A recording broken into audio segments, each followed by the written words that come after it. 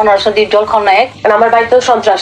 আমাদের এক সময়কার খলনায়ক দীপজলের বিরুদ্ধে উঠেছে গুরুতর অভিযোগ এবং অভিযোগ করেছে তার আপন বোনেরাই।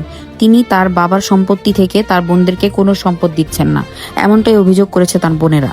তার বোনেরা ওই সময় জানান 40 বছর আগে তাদের বাবা মারা গিয়েছে এবং তারপর থেকে মনোয়ার হোসেন ডিপজল তাদেরকে কোনো সম্পদ বুঝিয়ে দেননি, এমনকি সম্পদ চাইলে তাদেরকে বিভিন্নভাবে ভয় দেখিয়েছেন।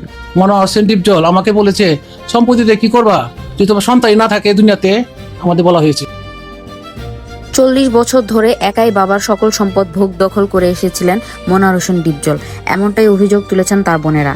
তারা যখন তাদের হক চাইতে গিয়েছে তখন তাদেরকে বিভিন্নভাবে ভয় দেখিয়েছিলেন এই ডিপজল। সম্পদ চাও তাহলে স্বামী পাবা না, আর স্বামী যদি না থাকে তাহলে সম্পদ নিয়ে কাকে খাও। ডিপজলের বোনেরা আরো জানান, এতদিন যখন ডিপজল সম্পদ ভোগ করেছেন তবুও তারা কিছু বলেননি, তবে এখন যখন তাদের বাবার সম্পত্তি অন্যত্র বিক্রি করা হয়েছেন তখন তারা নিজেদের হক চাইছেন।